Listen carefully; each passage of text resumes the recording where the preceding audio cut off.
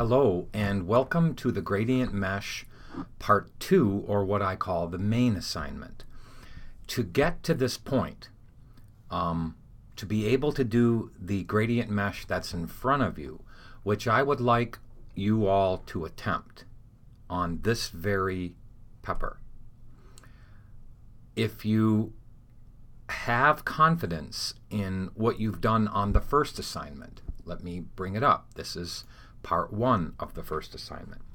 If you have confidence with this assignment and you have done them to a reasonable solution and you understand the gradient mesh process, which I'm going to show in that PDF file in a minute, but if you understand the whole gradient mesh process, meaning I'm going to open up the pants layer, and you should see that I have 3 copies of the pants. Let me make my panel option larger so you can see it from your screen. So every single time I do a mesh, and hopefully you followed the same procedure, I'm going to turn off what I call, in this case, the last mesh. So I should have named this 4. I'm going to turn on the third mesh, and I'm going to unlock everything here, and I'm going to click to the third mesh. Then I'm going to actually click them all on so I can show you through a succession. And let me make this larger on screen. See, it doesn't matter the shape. What matters is the process. So what I want to do is I'm going to turn off the upper meshes. Here is the very first mesh, which was developed from a simple rectangle, as you know, turning into and moving the corner points and establishing a center line.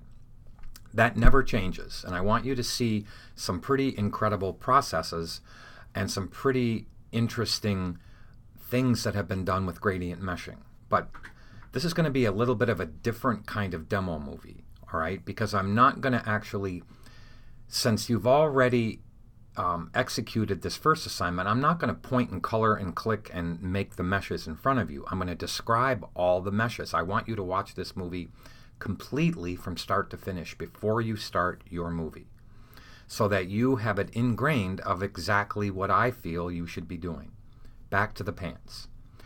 When I had this pair of pants using a clicky copy on top as my reference to turn it off and on, when I had actually established the drawing on that first mesh, I duplicated it, locked it, hid it, and then turned the second mesh into a bit more complex mesh. Now this mesh, if I can turn the whole thing into a wireframe, you can see how this mesh actually has the center lines, the left line, the right line, the top line, and the bottom line within the grid established. That is pretty much either always the number 1 or 2 mesh. Don't go farther than that. And I'm going to hold my finger on the Command or Control key to turn that back from wireframe into artwork.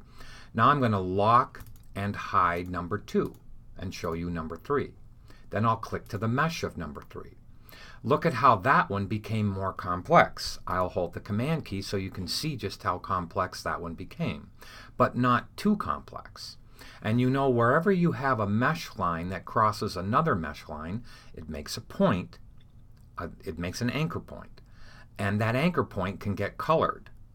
And if I zero in on this and I take it away from being wire mesh, you know that that point that I just clicked on right here, right there, was to color a certain color in the reference, which I just turned off and on. Okay? Now, I'm going to back off and we're going to get to the last mesh. So now the student, or whoever did this, it was me actually, established where the lines go, but only one phase past what I call the top left, the top, the bottom, the left, the right, and the center lines. So that was number 3. Let me turn it off and lock it. Now here is the final mesh, and I'm going to click to the wireframe of the final mesh, and I'm going to zoom in on this. You know that when a point is established in a gradient mesh, It's to color a color. So I'm going to hit the A key and then the U key so I can click on that point by itself. You always click to the A key first and then to the U key to make sure that your toggle, meaning the command key or control key toggle, is the direct selection tool. Now you know that all I did was to color that point right there, and to make it the light value, let me zoom in, you know that I just turned on the clicky copy and I clicked near that point with the eyedropper. Again, I'm going to go A and I so that my toggle on the eyedropper is the command key. So I can use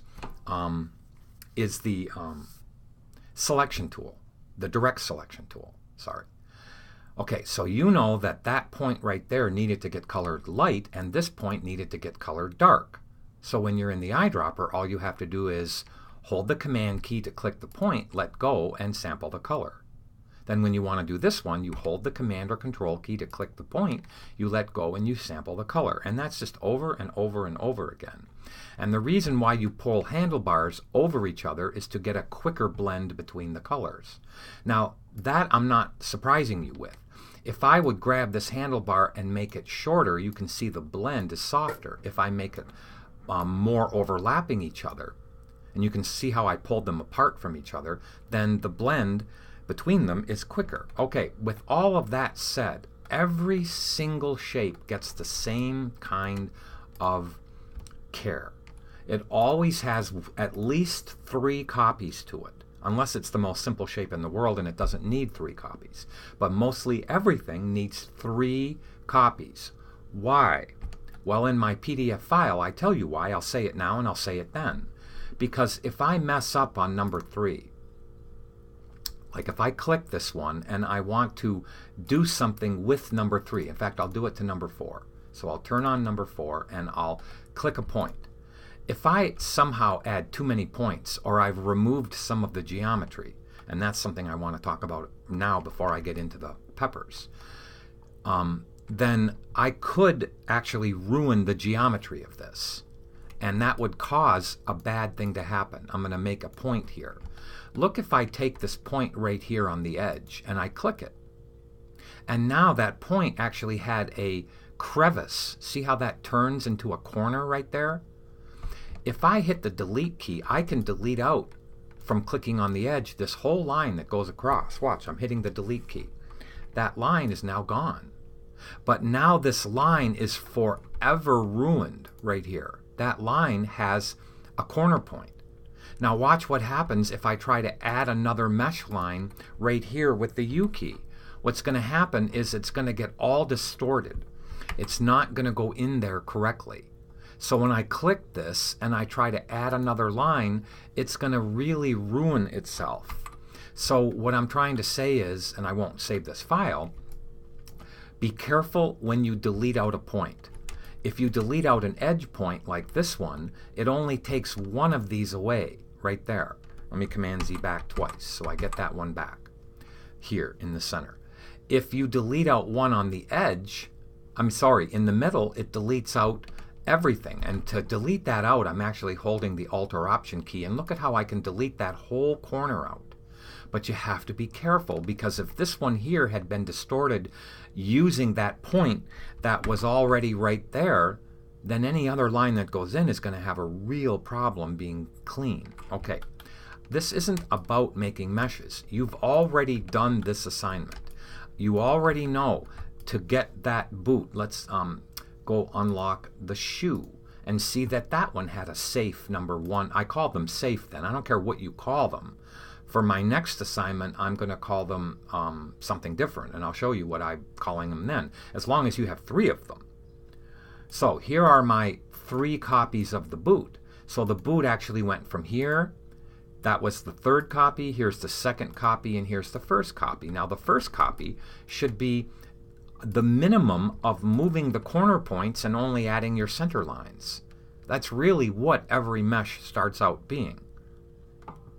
Okay, I want to close this file and not save it, because I want you to, I'm going to bring this over here so you can see, not saving. Here is what you're doing for me, but before we get into that, I want to show you some pretty amazing things that students have done and that I have done. And the only reason I say amazing is because anything is possible with gradient meshing. This entire thing right here, this whole set of shapes that you have, can be very hard-edged. They can be a hard copy, they can be a hard product, or a soft product. What's a hard product? Well, the one you're looking at. What's a soft product? Well, there is a soft product. All of these shapes that you're looking at right here, those are soft products. Wait till that actually zooms in, and I'm going to have to close this in a few seconds, but that's all gradient mesh. It's still thinking here. Okay, let me zoom into that and see if I can get closer to her. This is a very heavy, lot of memory intensive file right there, and I just want to try to zoom in on her. You're probably going to zoom in too far now. But that's a very heavy file, okay? That file, if I turn off the background of that file and I hold the command key and well, first I'm going to get rid of Han right there behind you, and I'm going to hold the command key and I'm going to turn her into wireframe. That's a very intense file. You can see the wireframe of that is pretty amazing. But it's only amazing because I created one shape at a time. Each one of these shapes is realistically a gradient mesh. And I show you how to deal with soft and hard edges. Now, I have a movie on YouTube that describes how I did this entire thing here. So you can please feel free to go to it. Okay, it describes how I created Han and Leia in that whole set of posters, in that whole Star Wars series that I did. Okay, so gradient meshing is pretty amazing. Here's the wireframe of Han. And you can see that's pretty complex. Now, just understand that gradient meshing is a pretty amazing thing. Why is it so important? Well, you saw how close I got to Leia's eye. If I zoom in, there's no pixels. If I zoom in even further, there is no pixels there. I mean, that's pretty darn amazing. Yeah, every eyelash, every shape is an actual shape. Everything you see is an actual shape. So let me hit Command 0 so I go back to the whole thing here, and let me close this file and not save it. Again, it's for some reason it goes on the other screen. All right, let me close this one and not save it. I'm just going to leave it on the other screen. Now I want to click to this one because this one is the Millennium Falcon. It's a hard-edged product. So anything that you dream about, anything that can be done in Photoshop can also be done in Illustrator using gradient mesh. Here is the reference layer on that. Here is what I actually did. Here is the wireframe of it. Command Y turns things into wireframe. This one's not too complex. It really isn't, not when you consider how far those grid lines are away from each other. But I'm going to hold the command key and click back on that so it turns it back into artwork. Now, I'm going to show you a whole set of student files that are from students who are now working in the industry. I tell you, and I'm not asking you to have this complex stuff in your portfolio, but I am asking you to get and understand the whole process of creating a gradient mesh, which is where these peppers come from. Here is a folder of Illustrator files that students have done. So I'm going to click to this one, and I'm just going to let you see these. All of these are gradient mesh and shapes and gentle gradients. They're not, everything in there is not a gradient mesh, but mostly it is. So here are different gradient meshes. These are done by all students. So Brian and, if I go backwards, Ashley are both working at major agencies in the Detroit area. Let's just keep on going. So you can see there's a whole myriad of things, from iPods to cartoon characters, medical illustration to just character illustration. Again, there's Iron Man done by Kevin Osborne, who is multi-talented and is in the six-figure range already, and he's only graduated since 2013. Laura is actually an artist rep at a local company, and she's been out of this for 10 years, and she is having a wonderful career. Let me keep on going. Just wanted to show you there's a whole different set of things that you can put within your portfolio. Okay, all of these gradient mesh, as you saw that one. This is by Jason Kish, who now works at a company called 3D Excite, which is in Oak Park. And he does illustration and animation. He is an incredible student, but no longer a student. He's a professional in the industry. And you can see that from a soft product to a hard product, there really isn't anything that gradient meshing can't accomplish. So what I want to do, and I'll end up pausing this at times, okay, is just go through a series of how I did this. I'm going to pause it for a second. All right, so I am going to bring up the assignment guide for this. Actually, I'm glad that this one, I have it open, it's the next one, but I want to bring up both assignment guides because I want to remind you that everything starts out, and I realize you've already done 4 shapes, but let's just remind ourselves what the 4 shapes are all about. And review this if you need to ever understand that it has to begin with a rectangle. The rectangle is positioned in the general direction of the main shading. In other words, in Luigi's cap, in his hat, the main shading goes in this kind of a direction. Okay, so you put the center line in that direction. Now, according to this, and this is the way it should be, let me zoom in, you actually now move the corner points over. So the corner points and the center lines, don't put anything more than the corner points and the center lines. And sometimes, as you will see when I do the pepper, I only put in 1 center line. Get the basic geometry done. In other words, it changes from this to this. So there's the basic geometry. And you can see that I'm still rounding off these corners. And I don't know if you've noticed, I think you have, but normally you have to split handlebars with a convert tool. But not so when it's the corner points with a mesh. They already know that those sets of handlebars that come from corner points are already split. I think that's pretty incredible. That when they make a center line or a line, when you make a grid line on an existing part of the rectangle, the handlebars are connected. But if it's the original corners, they're not. I just wanted to say that, okay? So now, that mesh turns into that mesh. Now notice how over here you don't care about this not being accurate perfectly here or any place else because it actually turns into more of a complex line. So now when you add the left and the right and the bottom and the top lines, you get to define the geometry. Now in Luigi's hat, the next one, and that would have been saved as either 2 or 3, right? Now the next one is actually finishing off all the geometry. Look at how the next one actually added all those points in there. When I say all the points, it added the lines in there that you could account for this hat actually coming to a little bit of a corner turn there. Okay, so that was important. Don't put more lines than you need. That mesh in Wireframe is really that mesh over here. Now, that whole thing stays exactly the same when you go to anything else. So let's go to anything else. I want you to see how I broke this down. And this is a 55-page PDF file, but you can just go through it quickly. It's in the module for you, okay? And if you need to email, if you need it and you're watching this on YouTube and you want the PDF file, email me at bsauriol, BSAURIOL 4 at Gmail, and I'll send it to you. Okay? BS as in Sam, AURIOL 4 at Gmail, and I'll email it to you. But let me go back. I'm sorry. Here's page 2.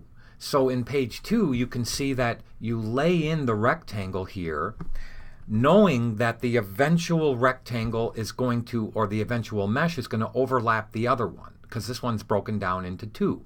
And you say, well, why can't you do this in all one shape? My whole point is it's easier to do it in 2 shapes than it is in 1 shape. You have more control. Because you could never do this pepper over here in 1 shape. You couldn't do it. It needs to be in 2 shapes.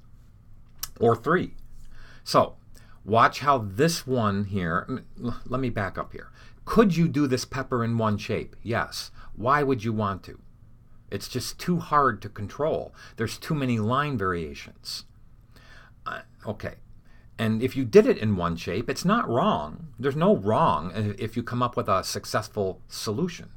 So here is your overall. This is the way I would like you to do this one. Okay. If you're doing these peppers, which I hope you're going to do these peppers, please do it in two shapes and do this the way that I would like it. So now watch how this one changes into, as soon as you click the gradient mesh tool, this rectangle changes into a gradient mesh, which I'm only going to put this corner line, this center line in there. Okay, once that happens, you move the corners to where you need. The dotted line shows the corners. Look at how they actually show the corners in there. Okay, so now you show, what I mean is it shows that you've moved the corners and you've repositioned it to look like this. So now this looks like this. Now you add the top, the bottom, the left, and the right line. Now you start to color it. So the next thing should be, actually what I'm showing is this was actually the one I saved first. This was the one I saved second. And then this is going to be the one that I save third. Then that turns into all of these different ones. And I show here in these how you position the original rectangle. So when you're doing your shapes, refer to this PDF to show how the original rectangles were for the top stem, for the lower shape on this side right here, okay? Then I go and show how the left-hand shape of that first pepper and the top shape of this pepper, you can see how that original rectangle actually was larger than you need, and then look at how the dotted line represents the rectangle being altered. Okay, so let's go to this one. This one is actually showing how to do this main shape right here. And I'll break these down for you and I'll show you. But I want you to see how I actually turn the rectangle. Look at how in the stem the rectangle was actually positioned like this. Then you actually turn it to go like this. And I might demonstrate that whole turning of the stem either in this one or in this one up here. I'll show you how I turn the rectangle to form the lines in the center. I think that would be very valuable for you to see. So here, this one, which is the bottom shape of that stem, okay, was a fairly simple one to do, but that's how I positioned the rectangle. Now let's go to the next page. Okay, let me take this right to here. Now let's go to the next page. The next page shows again what the right hand part of that pepper was, and then I show the left hand, I show the top, so that pepper is broken into 3 shapes. This pepper is 1, 2, 3, 4 shapes, 5 shapes, okay, because I forgot about the bottom. Let's go to the next page. Now I'm showing how it actually looks in wireframe form, and here is the beginning wireframe, the next one, more complex, the next one, and finally the finish. Then I show the first one, I show the first one again in wireframe, I show the next one, which is your number 2, then I show the number 3, and here's the number 3 solved. Here is both the top one, look at how that's the simple version of the top one. Then I show a more complex version, and then I show it without it being clipped, because I want you to see how you don't worry about the edges, and then you clip it for this. I'll go backwards and show you that like this. Look at how on this one, you don't worry about the extra stuff. You have a clipping mask, and you've already done a clipping mask, and you should understand them, but I'm going to show you in this tutorial. Okay, so those are the valuable things that I'm going to demo. The next page shows all 3 of those together. Then it shows the simple one here, there. Then it shows the finish. Then it shows the secondary one. Then it shows the third one and the finish. Then it shows up this top shape. And it shows in succession how they all get into what they need, meaning they all get to that third finished level. And look at how this one has a whole extra amount of stuff, but this one's going to end up being the bottom one. So watch how the next one comes on top here. Watch how the next one comes. It should show you that now. Okay, so there's the first one. Here's the second one. And look at how the third one stays underneath. All right, so that third one that comes in here, that one stays underneath everything. So that's the lowest part in the layer palette, this would be the lowest. So let's go, now I'm almost finished with the whole thing, and you can see the both peppers together and then the background. So this could help you. It's available to you, and if you want it, go through it when you have a confusion on how to direct yourself to how you, I'm back to the first page, how you actually direct yourself to this. So this page right here showing the direction of each one should be pretty valuable. Now, let's go into the actual mesh. I've made the layer palette bigger. Okay, so what I'm going to do is turn off the background, and you can refer to this one, this file, because I have it done for you, and it's in the folder. Okay, so I've also included the reference image. So the overall file, let me double click the artboard. The overall file is 6 inches by 6 inches. So you're supposed to start with a 6 inch by 6 inch file. So I'm going to start the setup for you right now, and then I'm going to place in the image for you to actually use. So let me go to File New. This is what you would actually do. You would go to File New, you would hit Print, and let me just change this into inches, and you would take this to 6 tabbing to 6. Okay, with that's fine, that's good, and let's create it. Now in this one, I'm going to make the panels bigger here so you can see what I'm doing, and I won't be doing the whole one on here. I'll probably do the stem for you up in that corner, but I'm going to name this reference. With this selected, would you please go to File and Place? Now, I want you in this case to do something I don't normally recommend. So I have to go back to my computer, back to where I have all my files. So just be patient with me, please. And let's go to the 1200 class. Let's go down to the module for the gradient mesh and into the second main gradient mesh. So this red pepper here, which is in this reference pics folder, I've given you this reference. It's right there. Okay. In fact, I've given you all of these little references if you want to use them. All right, or you can find your own. But I've made JPEGs of all of them. I'm going to bring in the 2 red pepper JPEG. But would you please make sure, normally I ask you to make sure link is clicked. I want you to make sure in this case link is unclicked. I want to embed the picture into the Illustrator file. So now I'm going to place it in there. I'm going to click it. Now, I want to size it in there. So I'm going to hit the V key, all right, and I'm going to size it inside of this. So let's take it and let's just size it to a particular size that fits nicely inside the image. How you do it is up to you. I don't care. I'll make it a little bit smaller, and then I'm going to zoom in. Now, to position it in the exact center, use the transform palette, which I have on my screen somewhere, so I'll bring it over here. Now, make sure the center button is selected, and since this is a 6 by 6 file, okay, I want to make sure that I am going to go 3 by 3.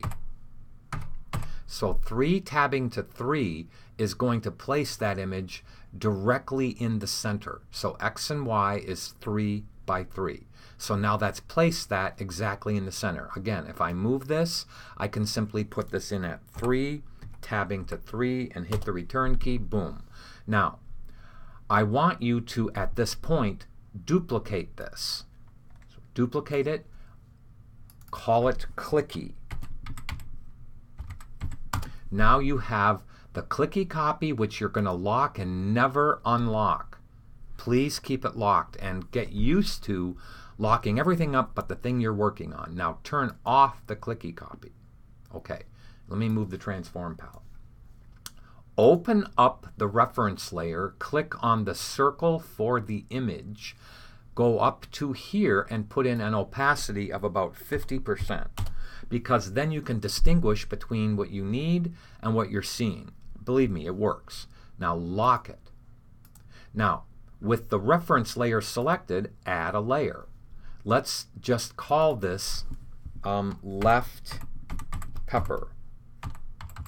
And I don't want the selection color to be green, or else I won't be able to see it. It's always the third layer that always ends up being green. I'm just going to give it some kind of blue thing there. Okay, now save your file. So this should be saved as Brian Sorial _ main mesh 1. I'm going to make sure that I'm saving it in here, and I'll save it as main mesh 1. And I'll even put the word demo so I know it's my demo file. Okay, perfect. Then I'll leave PDF on for now, and I'm going to just say save. Okay, now I have it saved. Good, I'm ready to begin. I make sure my clicky copy is locked, my reference layer is locked, and my left pepper layer is ready to work on. So let's go back to the main one. Okay, I'm going to turn off this background. I'm going to turn off the reflection, which I'm going to show you how I did. I'm going to go down and turn off the red, or up and turn off the red pepper completely. Good. Now I'm going to zoom into this and show you the pepper. Now please look how I actually have 4 of these for every single shape, or 3 of them. I'm going to turn off number 4 and show you the simple part of this, but let me turn off the left one, which now you don't see any of the left shapes, and the stem. Now I'm going to click 2 and unlock the very first one on the right. And I'm going to show you. There is your simple shape. Now you can almost tell that the original bounding box for this was the same kind of thing that I had for the original rectangle. Now as soon as you click that with the gradient mesh tool on the edge about right where I'm pointing, go ahead and move your points in. But how do you direct where the points go? You just turn the clicky copy on. Now you can direct where the points go, but don't unlock it. Don't unlock the clicky copy. Now, all you have to do is add your top and your bottom, your left and your right lines. I suggest when you do that, I'm going to hit the U key now, I suggest, and I'm going to Command Z back in a second, but I suggest you don't click in a center area like this, you just click the outer edge. Do you see how I just added the right-hand line? If I wasn't happy with where it went, I can Command Z back and put it where it needs to go. Now this is where my solution was. Look at how I'm hiding and locking number 1. I duplicated it and I turned it into number 2. Now there's number 2. There's the top, the right, the left, and the bottom line. Now there's the actual colored mesh. So I tried to just use the clicky copy on, and I hit my eyedropper, right? And to color all the points, I just made sure, look, I have the wrong Command key click for the eyedropper. It's the V key, not the A key. So I need to hit A, then hit I. Now my Command click lets me click an individual point and then color right there. Then hold the Command key, click a point, and color. Then hold the Command key down, click that point, and then sample. Then go here and do the same thing, then go here and do the same thing, then go here and do the same thing, and just become repetitious all the way through. Now let me turn off the clicky copy. Proceed to the third one when you have it done to this point. Okay? Now, when you're done with the top, the bottom, the left, the right, the center lines, duplicate it. Lock and hide number 2.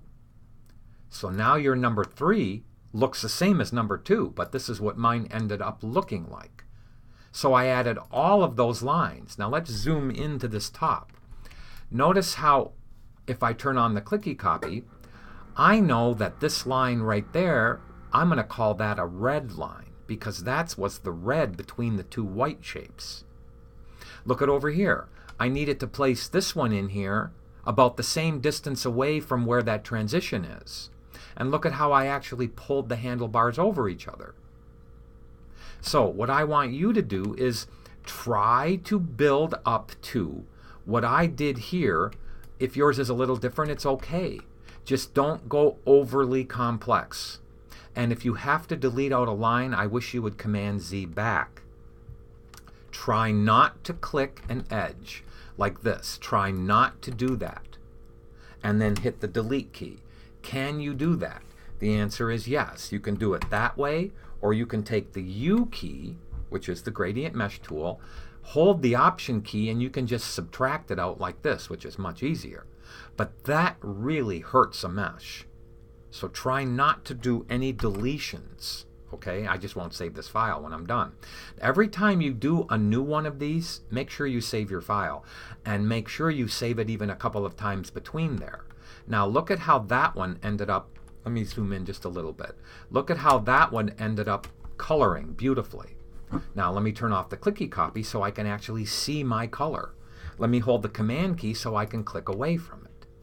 Now number 3, when I was happy, needed more stuff. Look at how when I turn on the clicky copy, it needed these little areas up here. So it needed more geometry or a more complex mesh. Not too much more complex. So here's the difference between the third one and the fourth one. Now I'll turn this on, turn this off, and show you my difference. Here was the complexity of the third one. Look at how I'm going to click on the circle for the fourth one. I only added those lines right up here to get the corners. Now I'm going to lock and hide that third one. And let me zoom in to the top and click away from it. I'm going to hold the command key and click away. Do you see how the difference between the third and the fourth one was the small solution right there? That's what I want you to do. Now I want you to see how I repeated the process for the left-hand side. So here was the first one on the left-hand side. I'll turn off the right-hand side. Now I'm going to unlock all of them on the left-hand side, and I'm going to show you the wireframe. So that's how it started out. Same process. When I was happy with that, look, I went to this. There is my top, bottom, left, right, center line. Please do that. When you're happy with the top, bottom, left, right, center line, and you have colored all the points using the clicky copy on, simply go lock and hide. I keep on doing it backwards, but lock and hide the one you just worked on. Whoops, I'm actually doing the left one. I'm sorry. Let me make sure that's locked. Okay, lock and hide the second one, then duplicate it first, and then you have the third one. Now the third one gets more complex, but not too much more complex. Let me show you the difference. There's the geometry for the second one. After I duplicated it, I turned it into that. Then look at the fourth one. The fourth one got a little bit more complex up in this corner here because that's where I needed to get into and do those little variations in the colors. So let me click away. Look at how I added these little lines right here. Those shouldn't even, this variation going from light, a light to a dark to a light, from a light to a dark to a light, watch how that's not even going to be in the left-hand side. So on number 3. So when I go like this, look at how that doesn't exist. Okay, because on that mesh, on number 3, look at, I didn't have it. Now look at number 3's mesh versus number 4's mesh. So even though it looks really complex, only click the lines where you need, and this I'm going to say this a couple of times, probably more than twice. When you are adding, let me click this away. Let me figure out what I'm doing here. Okay, let me click this gone. Okay, now let me click to number 3, and I'm going to lock up number 1 and 2. Okay, when I want to turn the clicky copy on, and this is very important that you hear this, I chose this line right here to add the white on this side and the white on this side. Because when I click and add points here, it doesn't try to recolor anything else. It leaves it the way it was. So look, I'm going to click right now. Let me turn off the clicky copy. See how there's no white on either side? All I have to do is take and kind of duplicate the distance, and now with that shape, I need to color that white. So I take my eyedropper, I click, and look at when I turn this off, I have my white. Now obviously I don't want the white to go up too high, so look what I do. I'm actually going to move this point over and refix the geometry on the edge. I have to get into that geometry to pull it, and then fix this geometry. Now I want to take the U key and add more red going this way. See, the white goes up too high, and I want to click right in the middle of that red. Now I take the eyedropper, I key, and color it. Then I take this one right here and color it, and look how neat I did. Look at how nice that is. Now, my point to you is, by me clicking here, it didn't try to recolor that point right there. In fact, when I go over there now, there's not going to be any color there. That's really should be. It lets me decide whether I want color. Notice how when I added this line right here, it did not change the reds that were there. It didn't change them. So when I turn the clicky copy on, you can see how it didn't change that at all. I do, however, want to change this one to more of a white value. So I just clicked it. But I don't have to worry about clicking those unless I want to. Now look what that did, and that gave me a really nice indication of that. Now, if I want that white to go farther over, I just grab the handlebar and pull it. See how that white went farther over? Now when I click away, look at how that shine starts to work. Now I want this one to go farther over too, so I click it and I pull. Now look at how that reflection now moves farther to the left, because the reference told me that it needs to move farther to the left. Alright, I'm not going to Command Z back, but I am going to show you the finish one of that one. Okay, so that's how I decided it could be. Now, look at how these two meshes overlap each other. So when I take left number 4 and right number 4, look at how, remember please that left number 4 went right over to here. In fact, I'll even hit Command R and I'll pull a guide over there just to show you where that one actually ended right there. Now, let's turn on number 4 and let's turn off number 4. I meant turn on right number 4, and let's turn off left number 4. Look at how they overlap each other. So all I have to do when I want to match the color, see how right is above left? Well, that's how I wanted it. Because if I turn on the left one and lock it, then I can take these points right here, click, and sample this one. Now they'll blend together. And here's something I also want you to hear. Sometimes on the edge points, you're going to want to click them. Remember I said this. And you're going to want to select them. As long as the two meshes overlap, you can put that on an opacity of 0. So if I were to come up here and put 0 on the opacity of that point and hit the return key, the blending between the two meshes is going to disappear. You won't even know there's two meshes there. Okay, I think it's time to show how I actually do the stem part from the beginning. I will show the stem part. I'm going to turn off the right number 4 and lock it. I'm going to turn off left number 4 and lock it. Okay, so it's off. I'm going to hit Command semicolon to turn the guide off. Now let's do this stem. First, this was my first stem. So I'm going to unlock them. Now I have them clipped, but I'm going to show you how I did that. Okay? So, this was the actual stem on how I did it. Now I'm going to redo it for you in a second, and I'm going to draw the stem out to show you how easy it is to clip it. Okay? So, that was the first one. When I had it done to this point, the process doesn't change, but instead of just duplicating a stem, I actually duplicated the clipping group, which I'll do for you so you understand. That one changed into this one. Now I'm going to go in there and show you, here's the clipping mask. I'm going to unlock it. I'm going to turn off the actual mesh and show you there is the actual path that I drew. Okay, so I'm going to Command C that path. I don't think you need me to actually draw that path over again, so I'm just going to copy it and use it on the new thing that I create for you.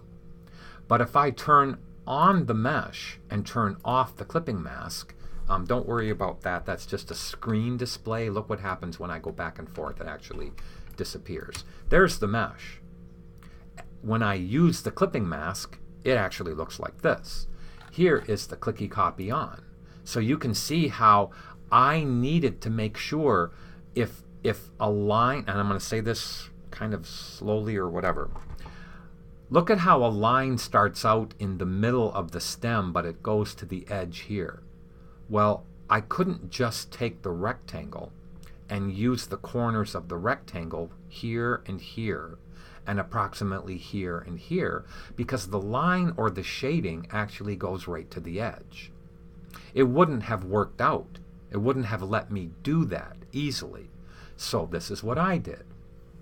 I said, well, Brian, why don't you just make a wider rectangle? Then you can control it. So the rectangle actually ended up being, and you'll see me do it from the beginning, I'm going to zoom in and out again. The rectangle actually ended up being this wide, knowing that it was going to end up being that wide at the end when I clip it. Then it lets me actually take this line. Look at, see this line right there? See that line? See how it gets closer and closer to the edge? But if you consider the overall rectangle, it still has a ways to go to the edge. It appears like it converges. See this line? It appears like it converges right to the edge of that, but that's the clipping mask. It doesn't. It just goes down to here, and I didn't need to worry about it getting close to the edge. There's the secret of clipping masks and gradient meshes. So let's turn this off. This is the final stem. Okay, I got much more complex with it, meaning I actually got pretty darn complex. It had all of those lines in there, which were easy to add because I had done the geometry. Let me turn this off. I had done the geometry in my first stem. Look at how simple that geometry was. Well, I can just keep on clicking in there. I mean, I can take the U key and go click and click and click and click and keep on adding tons of these lines everywhere. Look, atom, atom, atom right there. And then all I just need to do is take the eyedropper and just keep on, look at, I can add as many as I want there. So you can see just how simple it is to make a mesh complex. All right, let me just keep on Command-Zing back. So you can see exactly what I've done there. All right, now I'm going to, again, not save this file, but I want to make a new stem. So pretend I don't have a stem there. All right, I'm going to take the M key, turn off this stem, turn on the clicky copy. Now let's pretend I'm you. I'm just going to make a rectangle. I'm going to make it wider than I need. That was pretty easy, right? Let's go to the eyedropper and color it the medium value. Look, I've already got it colored. See that? I'm turning off and on the clicky copy, which is locked. Now I'm going to hit the E key and I'm going to make it even wider. So now I've got a good base. Look at the base of this. Okay, as soon as I click, look at the rectangle. As soon as I click the U key on the edge, opposite, and I'm saying that the right way, opposite, the color goes this way for this rectangle. Consider this as a rectangle turned. Here's how easy it is to maneuver it. This is going to end up going right about here, wider than this. This is going to end up going up here. This point right there is going to end up going down here. Don't get all freaky on me. All you've got to do is now fix the points. Now that looks weird, right? Well, not so weird if you fix the points one at a time. Let's just round this off. Let's go over here. Let's figure out which one is the top line. That's not the top line. This is the top line. Look, I've now rounded it off. That wasn't hard. Let's now take this line and make it go straight across. Now let's figure out this one.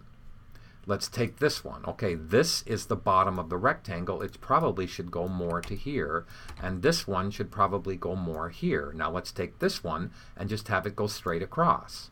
So now you see how I'm fixing this rectangle. You'll get used to this, but this is not a big deal. It really isn't. Now look at how I've redrawn the rectangle. I'm not going to leave this one curvy like this. I want it to go straight across. So I'm fixing my geometry.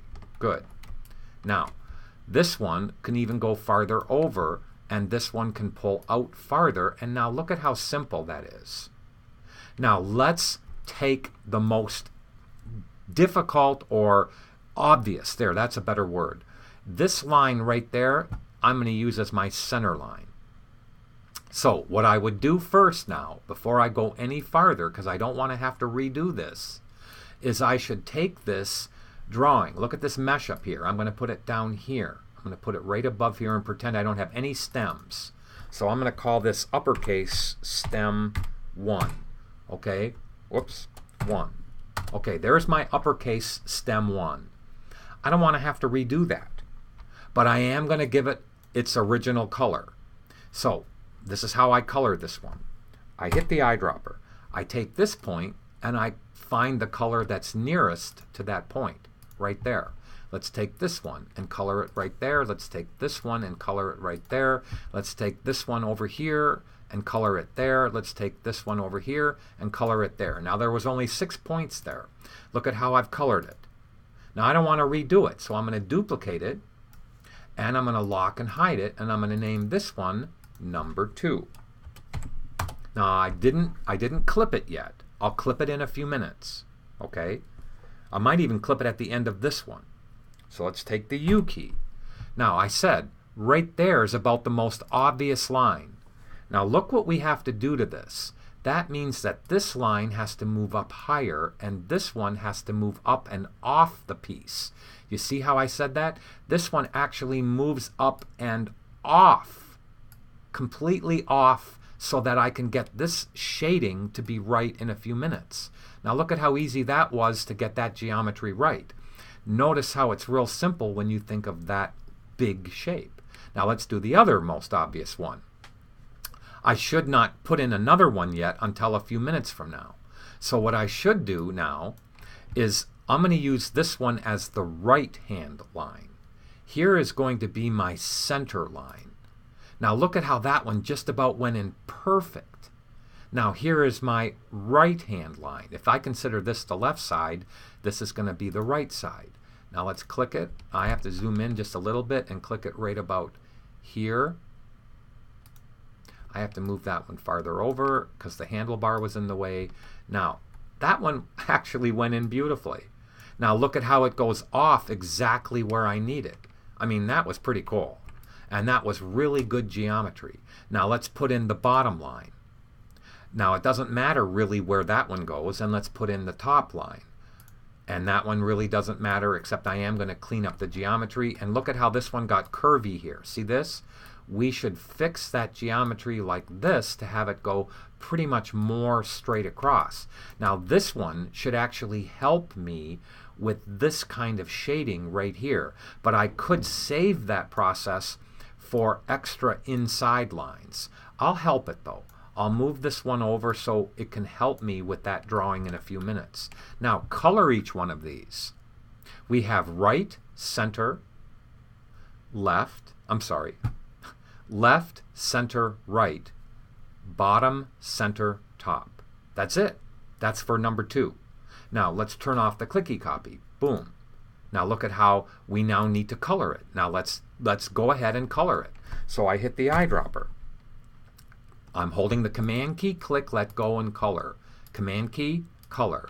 Command key, let go, color. Command key, let go, color. Yes, I'm recoloring that. Let's go here. Let's do this one. Let's do this one. Notice how I just find the point, the color nearest the point. Okay, let's now take this one. Let's take this one. Let's take this one.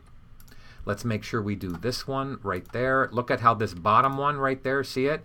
Goes about right there. Let's make sure the corner one is done. And now when I turn off the clicky copy, do you see how I start to have that to at least have, let me turn on the clicky copy, look at how that one at least has the right kind of colors so far. Okay, I am going to turn it off. Now I told you that I already drew this, so I would take a pen right at this second, right now, and I would turn on the clicky copy and I would draw out this exactly. So I'll use my drawing capability to draw this out perfectly. Now let me delete that because I've already done that. If I hit Command F, do you see how I already did that? Command F is to paste in place. Now pretend you drew this exactly like I just did. Here's the process.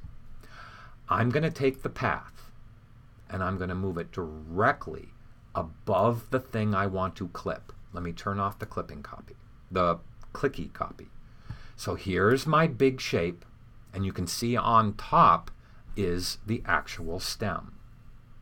I'm going to double click this so I can get the name and hit Command C. Now if you shift click both of these and go to Clipping Mask under Object and Make, there is your stem. Now all you have to do is double click what says Clip Group and hit Command V. Now I told you it's time to duplicate it and make it more complex. So all you have to do is hit the return key. All you have to do is hit Command S to save. Now let's duplicate it. Let's turn the clipping group into number 3. Good. Now let's lock up number 2 and hide it and save the file. Now go inside this. Illustrator said, oh, you want to work on the or it's asking you which one do you want to work on. So I'm saying, well, I want to work on the stem. Okay, so lock up the clipping mask, Mr. Sorio. Now you can hide the clipping mask, and don't worry about when that happens. All you have to do is zoom in and zoom out, or zoom in and whatever, and now you can continue to work. Now what your job is to make it more complex. So as I zoom in, look at how I can start the process of putting in the top line. So let's take this now. Watch how I'm going to take this outer shape and I'm going to help. I said help the outer shape actually follow the drawing of the inner stuff. Look at how I'm actually distorting the outer one. I really don't care about this one, but look at. Now when I click a line right there, look at how it already follows where I need. And all I have to do now is actually just move this one close to the edge. That's it, just close, not on the edge. Now I'll take this one and I'll color. I'll take this one and I'll color it dark. I'll take this one, move it a little farther in. Look at how I'm going to pull this out. And I'm going to pull this out. So see how I did that? Click, grab the color, click, grab the color. I'm in the eyedropper and I'm just clicking and I'm coloring. Now if I turn off the clicky copy, look at how I'm starting to get that shape. If I flip on the clipping mask, look at how I'm seeing exactly what I need to see. Now can you leave the clipping mask on? Well, of course you can. If you don't want to, then don't have it on. Okay? And sometimes the reason why they let you flip it on and off is sometimes it doesn't let you add a line outside the mesh, but in this case it did. I'm Command-Zing back. So to get more complex with it, you have to start adding colors. Now look at how this line right here should go up a little higher. So I'm going to take this one up just a little bit higher now, right there. Now let's get this shading to work. Look at how there's a light value on this side and a dark value on this side, and now I'm going to add another line going across so I can now add another one here. Okay, I've added 4 of them. Now let's color it. Let's take the eyedropper and color it. That one gets this color, that one gets the brighter color, this one actually gets the brighter color here, and this one gets the darker green. Now if I want that line, if I want that color transition to be sharper, look, when I turn this off, if I want that, it's too soft right now, I'm going to actually pull these two together just like this. Now this is what I would do. I would take the U key and click because it gets darker right there. So now let me take the eyedropper and color that even darker. I'll find a nice dark right there. Now look, we have it going from light to the dark green to the light green back to the darker green. And look what you've started to do. Look at how you've started to get that to work. And now you just keep that whole process going. You now go down here and start to color those points. Now those should line up pretty good already. So click and color with the eyedropper. Click and color, click and color, click and color. I'll even take the U key and add one more right here on the edge. Eyedropper, I hit the I key and color. So let's go, click, color, click, color. Now look at how I've got that one started to actually work. Now I want this one to be a little bit brighter. Watch a little trick here. I want that one to be brighter. I could either find an area that is brighter, like this, like I clicked way up here. So see how I actually made that one brighter? Or if I Command-Z back, I just want to show you a trick. If I Command-Z back, Okay, now that one shouldn't be brighter. Well, I have to Command Z back one more time. Okay. If I want that one brighter, just double click the fill. Make it a little brighter on purpose. Now look at how it's brighter. So you can control that. Now, I think that gives you a pretty good indication. Let me color these points. I think that gives you a, look at how I'm using this to color. Whoops, wrong one. Let's take this one and color this one the same green. Okay, and then this one gets the darker green. So I turn on the clicky copy, zoom in, color it darker. This one gets this green, this one gets that edge, and this one gets a brighter edge. And now look, boom. We have, I keep on saying boom, we have the stem starting to get colored. This is what the, without the clipping mask, that's what you see. Remember, you're not going to panic over that, okay, and that's what it is. With the clipping mask, it's pretty cool. So now I'm going to back out of it. I'm going to turn off this. As a matter of fact, I'll throw away the stem number 3 because I don't care about it. I'll throw away both of these because I already have my stems already done. And here is my stem number 4, which I have to go in and turn on both of them. So now there is the stem. Notice I always lock everything up. So I'm locking stem 3, I'm locking stem 2, I'm locking stem 1, and there's my stem number 4. Together with the upper layer of right number 4 and left number 4, there's your pepper. Okay. So let me turn off the left pepper. Let's go to the right pepper. It never changes. The process is exactly the same for the stem. So in this case, the stem is the upper shape of this one because it's on top of everything. So I'm going to turn off the stem and the lower stem. You do those in 2 shapes. Let's examine. I have 2 of those. I didn't make 3 of them. I made 2 of them because it was a very simple shape to make. But again, here's the clipping mask. I left it off on purpose. Here's the actual size of the shape. That's the clipping mask. So now there is my actual, I actually think that Brian actually thinks that he made a mistake. I actually think, nope, I didn't. I don't think I did. Let me see. I want to see if I actually made a mistake on this and I left off the clipping mask when I made my PDF files. If I did, I'll just laugh at myself. And then I'll have to fix this assignment guide. Okay, let me go into where the color is. Let me just keep on going. I'm looking. I think I did. I think I ruined it. I think I have to make a change. Let me, it's right here. Hopefully I did. No, I think I did a good job. Oh, I did. Nope, I actually fixed it. So, okay, so yes, I did fix it. Okay, fine. That was good. Okay, I was just worried. Okay, so let me click back to this. All right, so what I thought I did, just to let you know, is I thought I turned it in like this with the clipping mask off. So I drew that shape knowing I was going to use this as my clipping mask on that as my mesh. Okay, so that mesh actually started out, let me turn that all back on and turn off the main one. Now let me go here and show you that that actually started out this simple. Now that's not that complex. And then with the clipping path, that's how it turns out. So basically that's just top, bottom, left, right, and a couple centers.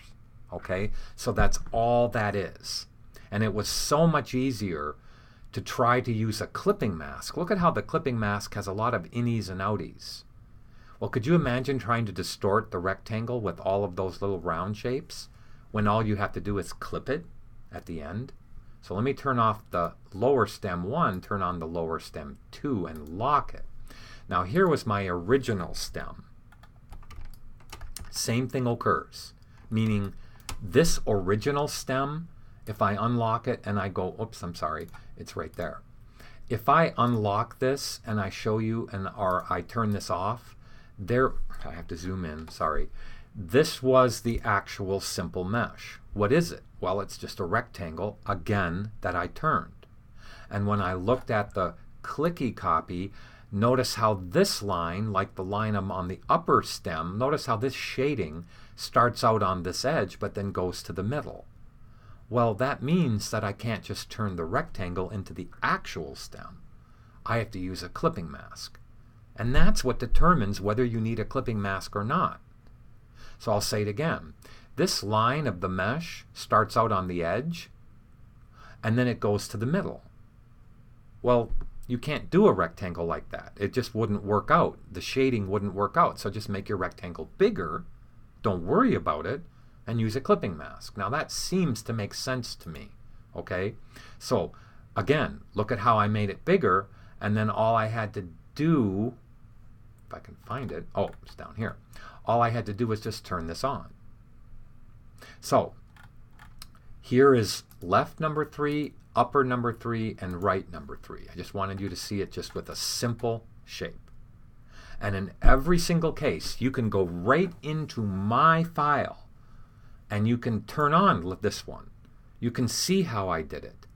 You can see how I overlapped this one right here with the upper one. So the upper one, if I turn it on and I actually click to it, do you see how much bigger this one is here?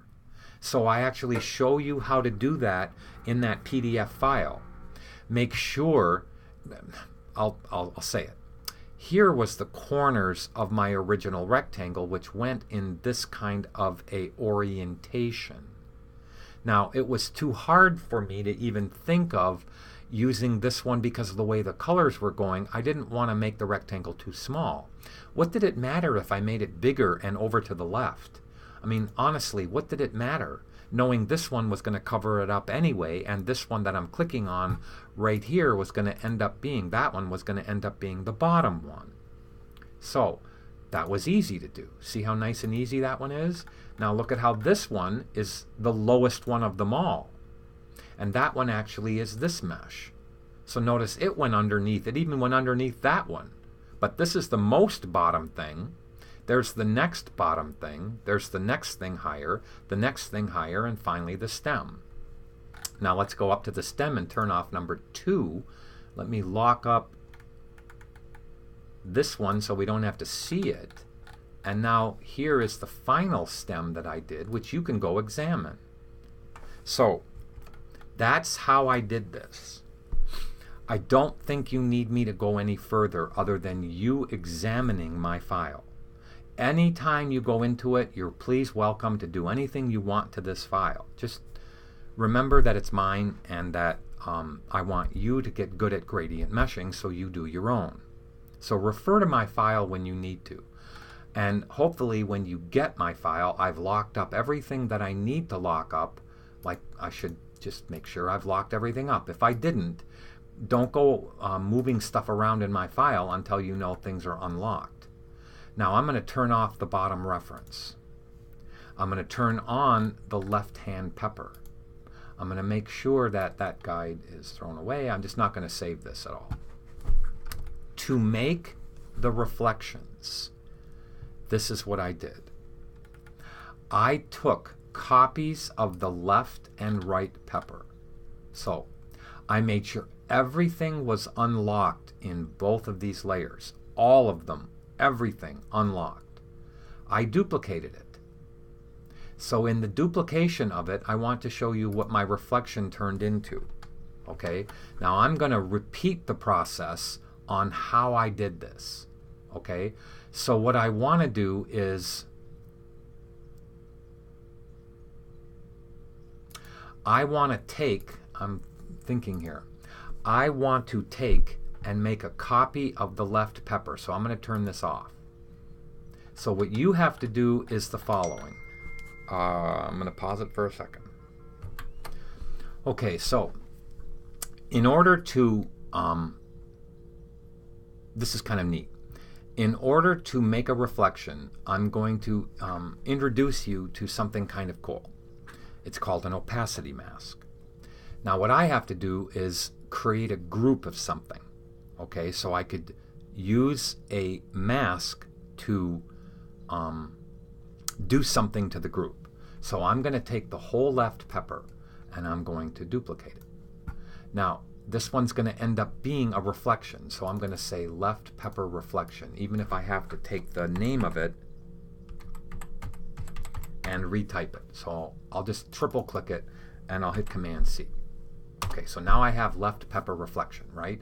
I'm going to put it lower down here in the list. Okay, now I'm going to go into that and I'm going to throw away everything I don't need. So I really only need right number 4. So I don't need 3, 2, or 1. So I throw them away. I'm going to throw away 3, 2, and 1 of left. I almost duplicated it. And I'm going to throw away all of it, the stems that I don't need. Good. And this beginning mesh thing I can throw away. Okay, so I basically have the whole thing down to one shape. I'm going to make sure it all is unlocked. Nothing in there is locked. Okay, what I need to do is to use, I need to group all of these together. Okay, so what I'm going to do is take this one, shift click this one, and shift click this one. Even though it looks like they're grouped, they're not. I have to hit a Command G of them, and now I have them in the word group. Okay, so I might even take this whole thing right here and just say that this is a reflection. Okay, now I'll just say that this is left. Now what I want to do is I want to hit the E key. I want to click on the group and I want to hit the E key and I want to flip it. So it's like this. Make it about the right proportion, doesn't really matter, and move it up like this. Okay. Now, I am going to take a big rectangle. You guys know in Photoshop, and since the stem is way down there, I really don't need it, but I'm going to leave the stem the way it is. I'm going to make a big rectangle. Make sure it's bigger than my object. You know in Photoshop, if I take the swatches and the gradient palette, I'm bringing them both over so I can put them here. Okay, let me make this one smaller. I am going to create a fill inside this rectangle, which is a gradient. I'm going to direct the gradient using the G key, and I'm going to go from the top of white down to the bottom of black. Now, I can actually move the black up, and you can see how I can move the white down. Now, this is important to tell you this, okay? Black, you know in Photoshop, in a mask, eliminates part of the image, right? In a layer mask, black eliminates, white retains. Okay, there's something, I'm looking for it, I must not have it open. I'm going to go to the transparency palette.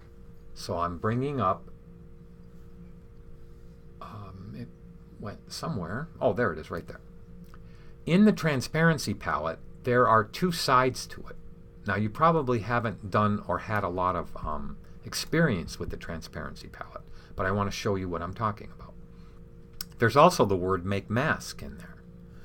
Now if I put the rectangle one stacking order above the left group, it has to be a group, and I shift click them both, it now allows me to make a mask. So I go in and I can either make an opacity mask this way or just click make mask. Now what happened is the rectangle became invisible and it cut or clipped or used the black in the rectangle, made the shape disappear. Now watch how I can actually control that. So if I click, and another thing before I go any further, an underline happened right here as soon as I hit the word mask in this palette. This underline happened.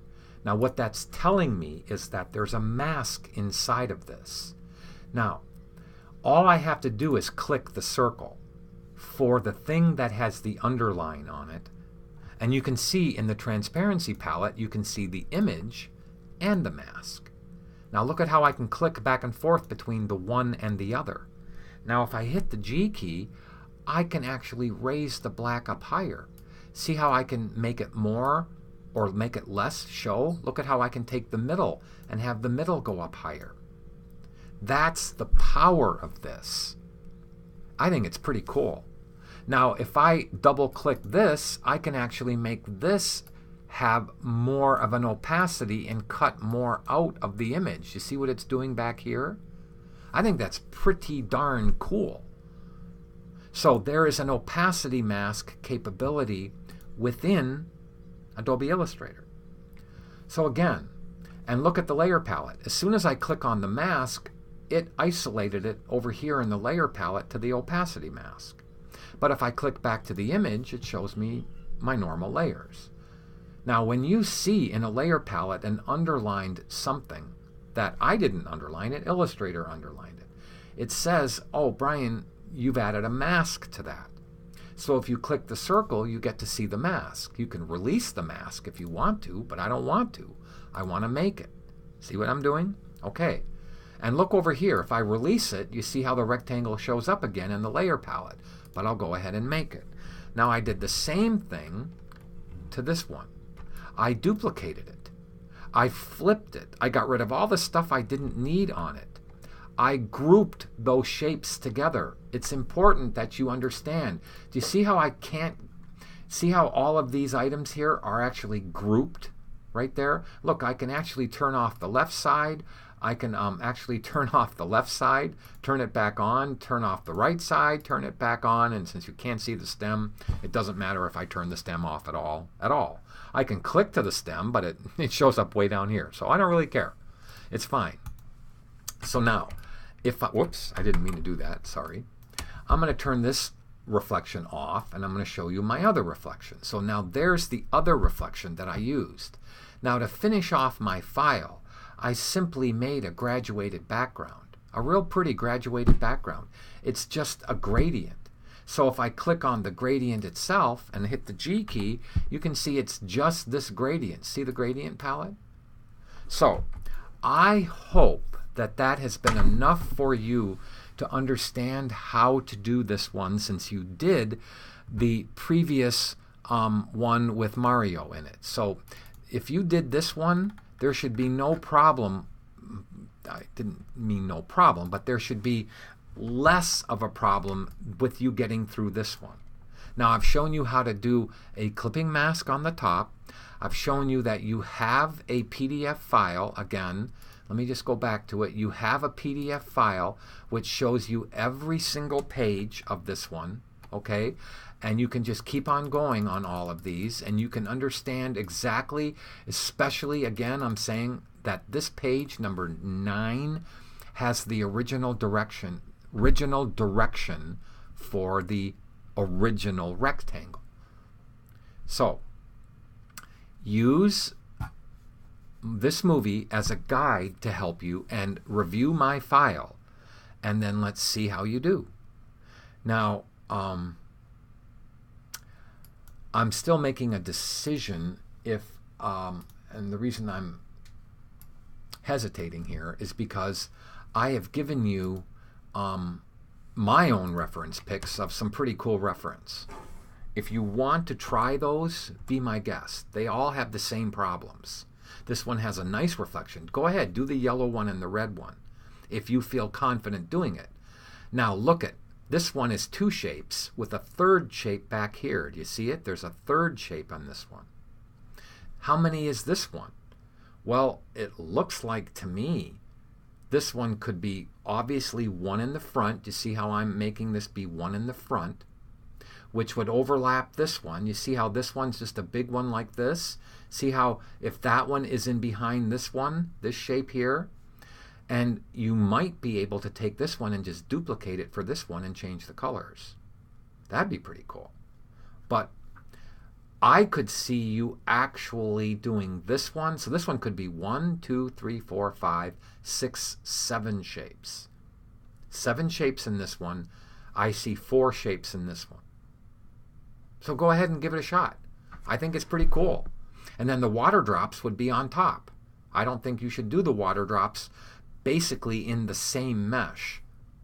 I wouldn't. I would do the water drops on top of the mesh. I wouldn't try to do those water drops in the original mesh. So, this could be fun. I hope you've enjoyed this movie. Send me anything that you want me to review, and we'll see how it goes.